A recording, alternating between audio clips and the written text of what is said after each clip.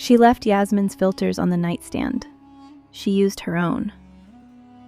This was a small decision and a deliberate one. The kind that mattered not because anyone would notice, but because she would know. And knowing mattered when you were trying to stay clear-eyed about a situation that kept acquiring new layers like sediment. She packed her bag at 5'10", camera body and 3 lenses, and the scratched 50mm that had survived the compound and was, she'd decided, now a lucky charm whether it liked it or not. She was waiting in the courtyard at 5:58 when Karim came down the steps, and he stopped when he saw her already there, and something in his expression made a small, quiet adjustment she was beginning to catalog. "You're early," he said. "You said 6. "I did." He looked at her for a moment. Most people interpret 6 loosely. "I interpret light strictly," she said. "It doesn't wait." Something moved in his face. Not quite a smile, never quite a smile this early in the morning, but the territory adjacent to one. He gestured toward the vehicle. She got in. The palace gates opened ahead of them, and the city was still dark, and the desert road was a pale thread unwinding into the pre-dawn, and she pressed her forehead briefly against the cool window glass and felt, despite everything, despite Yasmin and the filters and Tariq's information and the 7 days counting down, something that was close to uncomplicated happiness. She photographed it through the glass. The dark city, the pale road, the first gray seam of light appearing at the horizon's edge. Frame 1 of the day. They drove in silence for the first hour, which should have been uncomfortable and wasn't. Karim drove the way he did most things, with complete attention and no wasted movement, and Lara sat with her feet tucked under her and watched the desert change as the light came up, slow and unstoppable, the sky moving through its registers from black to purple to the specific bruised blue that existed only for about 11 minutes before it became something else entirely. "Tell me about the plateau," she said, when the blue was at its peak. He glanced at her. Then, apparently deciding something, he talked. He talked about the Al-Karam formations the way people talk about things they have loved since childhood.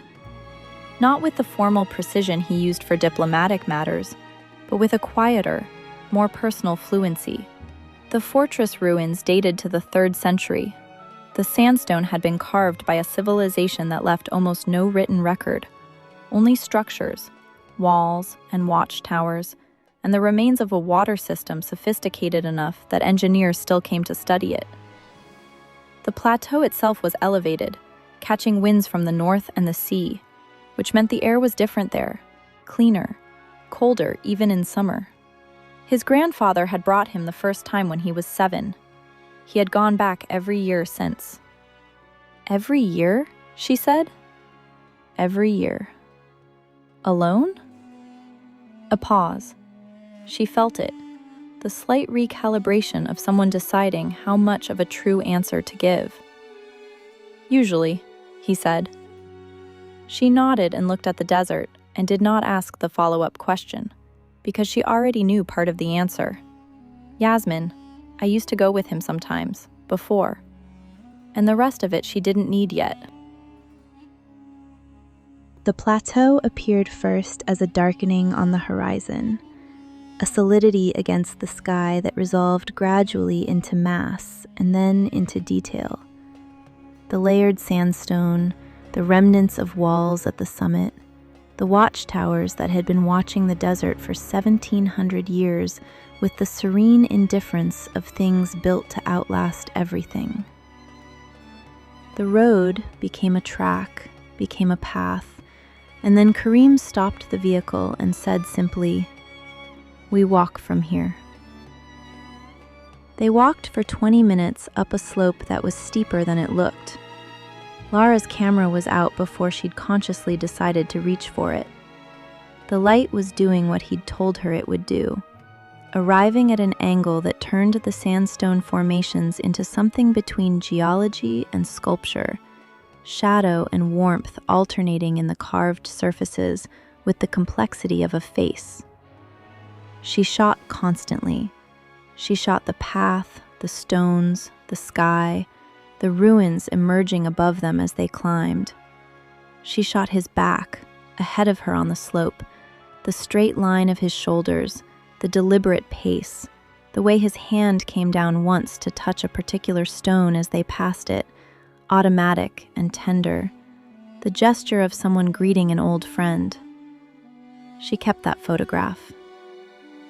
The summit opened out with the sudden generosity of landscapes that have made you work for them. The ruins spread in every direction, walls 3 meters high in places, elsewhere reduced to foundations, the watchtowers at the cardinal points still standing with the stubbornness of things that have decided they are not finished yet. The desert below was immense, its colors shifting by the minute as the sun cleared the horizon, amber becoming gold, becoming the brutal brightness of full morning. Lara stood at the plateau's edge and felt the wind from the north and the particular silence of a place where human sound went small and the world went large, and she understood why he came back every year. Some places were arguments. This one was a resolution. She worked for 2 hours. She moved through the ruins with the concentrated absorption that made her forget, temporarily, everything that wasn't light and composition, and the particular truth each frame was trying to tell. She shot the watchtower at the northern edge with the desert behind it, and the morning sky above, and the shadows of the carved stonework falling precise and deliberate across the ground. She shot the water channels, still visible in the rock, still functional in their logic even after 17 centuries, and thought about the people who had built them, who had looked at this same desert and decided, with some combination of ingenuity and stubborn hope, that they would make it habitable. Karim did not get in the way of her work. This was, she was discovering, one of his most remarkable qualities. He moved through the ruins separately, sometimes near, sometimes at a distance, occasionally saying something brief and useful. The northern tower has the better angle in this light. The channel system is clearest on the eastern side. And then, leaving her to it. He understood that work required a particular kind of solitude even in company, and he gave it to her without being asked. She had been with editors who couldn't manage this. She had been with partners who couldn't manage this. He managed it instinctively, and she noticed, and filed it somewhere important. They ate breakfast at the plateau's edge, bread and olives and hard cheese from a bag Karim had brought without mentioning, and watched the desert below complete its morning transformation. The silence between them had the quality of something established, comfortable in the way that takes time or intensity to build, and they had had, in 6 days, an unusual amount of both. "Can I ask you something?" she said. "Yes." "The night at the compound, you didn't have to come yourself. You could have sent people." He was quiet for a moment, looking at the desert. "I could have." "Why didn't you?" Another pause, longer, the kind where she could feel him deciding whether to give her the real answer or the sufficient one. "Because it was my fault you were there," he said finally. She turned to look at him. "That's not... You didn't arrange the kidnapping."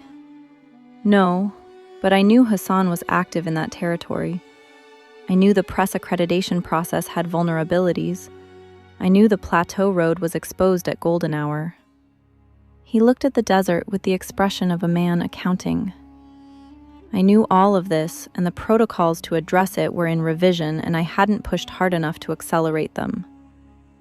You were in Zafaran under an accreditation my country issued. That makes it my responsibility." "That's a very large definition of personal responsibility," she said. It's the only definition that makes sense to me. He glanced at her. Does that seem excessive? No, she said honestly. It seems like you. He held her gaze for a beat, then looked back at the desert. Something in the set of his shoulders had shifted, the almost imperceptible loosening of a man who has been carrying something and has, briefly, been permitted to set it down.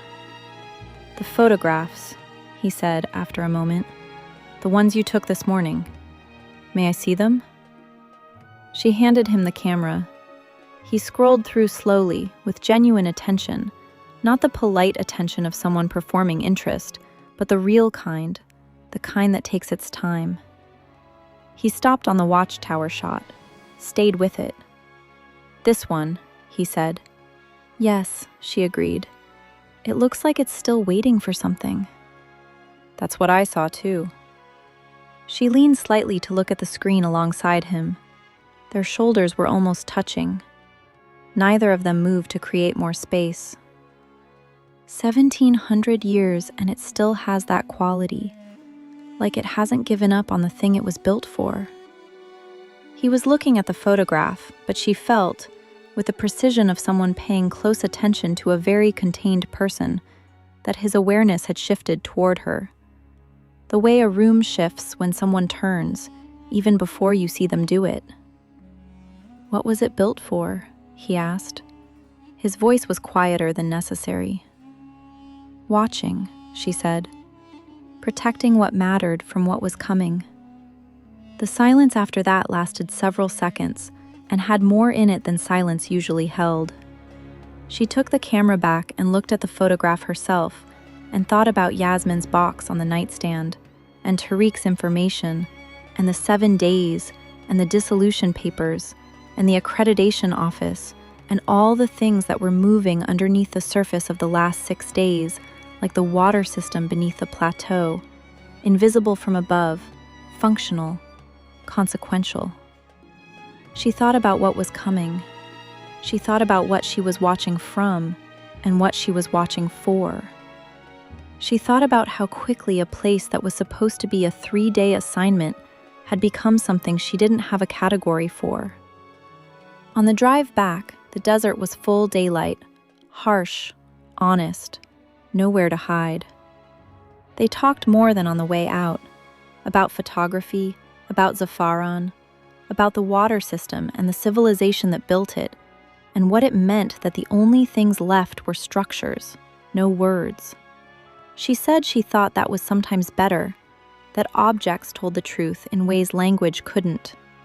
He said he'd spent his whole life in a world where language was the primary instrument of power, and he'd sometimes envied people for whom it wasn't. She asked if he meant her. He said he meant photographers specifically. She said that was a diplomatic answer. He said he was a diplomat. She said not when he was being honest. He said nothing for a moment. Then, no, not then. The city appeared at the horizon and she felt the return approaching. The palace, Yasmin, the 7 days, the weight of what Tariq had told her. And she looked at his profile in the afternoon light and thought, I should tell him about the meeting, about Yasmin and the financier, about all of it. Not yet, she thought. Not until they had more. But soon. He stopped the car at the palace gates and she reached for her bag and he said her name. Just that, just Lara. And she stopped.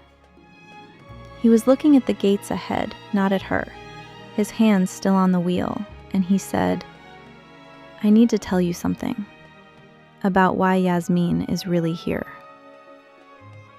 There are things about the trade agreement, about who benefits from it failing, that I've been trying to confirm before I acted on them. I'm close. I'm telling you because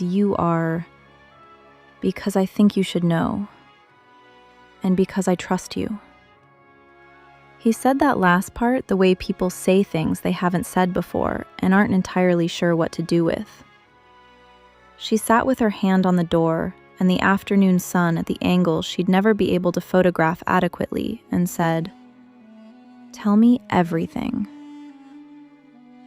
Next chapter, What the Camera Saw. He told her about the trade agreement and the money and the name at the center of it all. She listened until he finished. Then she opened her camera bag and showed him what she'd photographed in Hassan's compound. The thing she hadn't known, until now, was important.